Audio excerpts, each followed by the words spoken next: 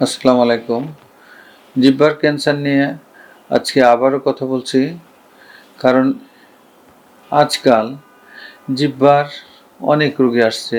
জিহ্বার ক্যান্সারের কিছু রোগী আসছে খুবই অ্যাডভান্স স্টেজ 4। তাদের শুধু জিহ্বায় না, সেই ক্যান্সার মেটাস্টেসিস হয়ে তারা নেকের লিম্ফ নোডেও চলে এসেছে। অনেক রোগী আছে তারা খেতে পারছে না, মুখ হা করতে পারছে না এবং জিহ্বা বের করতে পারছে না। তখন তাদেরকে নাকে টিউব দিয়ে খাওয়াতে হচ্ছে।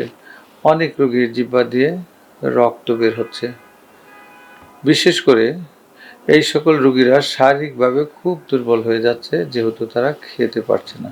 জিহ্বার ক্যান্সার হলে রোগীদের প্রাথমিকভাবে যেই লক্ষণগুলো দেখা দেয়, যেমন জিহ্বায় ঘায়ের মতো হয়, জিহ্বায় কিছু খেতে গেলে ধরে, ব্যথা হয়, অনেক সময় মাংসের মতো বড় হয়, টিউমার জাতীয় কিছু দেখা দেয়।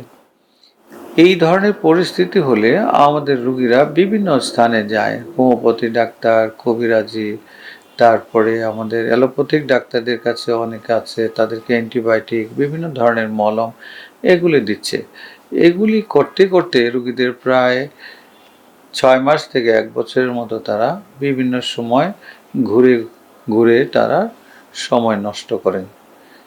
এই যে সময় তারা ব্যয় করেন, এর মধ্যে রোগ অনেক দূর অগ্রসর হয়ে যায়। অনেক সময় দেখা যায় যেটা স্টেজ 1 ছিল সেটা থেকে স্টেজ 3-4-এ চলে যায়। তাহলে প্রথমে জিহ্বায় কোনো ঘা হলে, কোনো ব্যথা হলে বা কোনো টিউমারের মতো হলে অতি সত্বর চিকিৎসকের পরামর্শ নেওয়া উচিত, এবং চিকিৎসক যদি সন্দেহ করেন যে খারাপ কিছু, তখন বায়োপসি করা দরকার। বায়োপসি করে শিওর হওয়া উচিত যে এটা ক্যান্সার হয়েছে কিনা।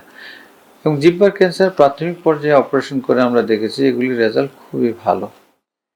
এবং যখন নাকি স্টেজ 3-4-4-এ চলে যায়, তখন অনেক ক্ষেত্রে পুরো জিহ্বা অথবা প্রায় 90% জিহ্বা কেটে ফেলে আবার হাতের মাংস, পায়ের মাংস দিয়ে নতুন করে জিহ্বা তৈরি করতে হয়।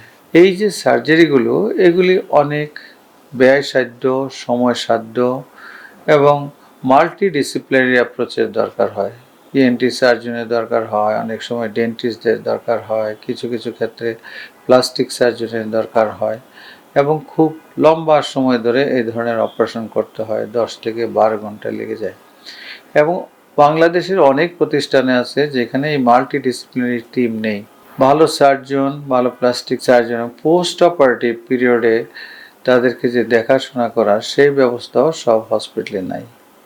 স্পেশালাইজড হসপিটালগুলোতে এই ধরনের অপারেশন হয়, কিন্তু সেইখানেও জনবল, প্রশিক্ষিত জনবলের অভাব আছে। বিশেষ করে যেখানে ভালো সার্জন আছে সেখানে দেখা যাচ্ছে যে সেখানে রিকনস্ট্রাকটিভ সার্জন নাই, যার কারণে এই রোগীগুলি বিভিন্ন জায়গায় ঘুরছে।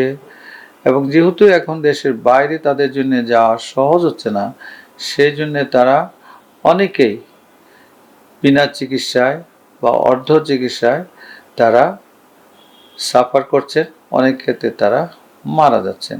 সেই জন্যে যারা জিহ্বায় কোনো ক্যান্সার বা টিউমার বা ঘা এই জাতীয় জিনিস ভুগছেন, তারা খুবই তাড়াতাড়ি অতি সত্বর ভালো ডাক্তারের সাথে যোগাযোগ করে প্রাথমিক অবস্থায় চিকিৎসা দেওয়ার মতো অনেক চিকিৎসকই বাংলাদেশে রয়ে গেছেন। শুধু স্টেজ 4 হলে জিহ্বা রিপ্লেসমেন্ট করা বা পুরো জিহ্বা কেটে রিকনস্ট্রাক্ট করা, সেগুলোর জন্য যেহেতু মাল্টিডিসিপ্লিনারি টিমের দরকার হয়, সেই ধরনের টিম সব জায়গায় নাই। সেই কারণে আমাদের সেই রোগীরা এখানে পুরোপুরি চিকিৎসায় নিতে সমস্যায় পড়ে। তারপরেও আমরা সেই ধরনের রোগীদের চিকিৎসা করছি, কিন্তু সেগুলো ব্যয়সাধ্য, সময়সাধ্য এবং ঝুঁকিপূর্ণ। পরবর্তী সময়ে সেগুলির রেজাল্ট সবসময় একরকম ভালো হয় তাও না। প্রাথমিক পর্যায়ে যদি জিহ্বার ক্যান্সারের সার্জারি করা যায় স্টেজ 1, স্টেজ 2, 3, সেই ক্ষেত্রেও আমরা অনেক ভালো সুফল পাই। রোগীরা অনেক সময় ভালোই হয়ে যায় এবং তাদের এই ক্যান্সারের আর সমস্যা থাকে না। ক্যান্সারের রোগীদের সাধারণত অনেক রোগীর আছে ধারালো দাঁত থাকে, ভাঙা দাঁত থাকে। সেই দাঁত একটা খুব গুরুত্বপূর্ণ ফ্যাক্টর। কারো যদি এই ধরনের ভাঙা দাঁত, শার্প টিথ বা ব্রোকেন টিথ, ক্যারিজ টিথ থাকে, অবশ্যই সেই দাঁতের চিকিৎসা নেবেন এবং ওরাল হাইজিন আপনারা ভালো রাখবেন এবং সাইট্রাস জাতীয় ফুড, সি যুক্ত, ভিটামিন সি যুক্ত ফ্রুট যদি আপনারা খান। আর কিছু জিনিস আছে জিহ্বার কিছু ইদানিং কিছু অনিয়ম হচ্ছে, অনাচারের কারণে জিহ্বায় হিউম্যান প্যাপিলোমা ভাইরাস বলে একটা ভাইরাস আছে, সেও আক্রান্ত করে।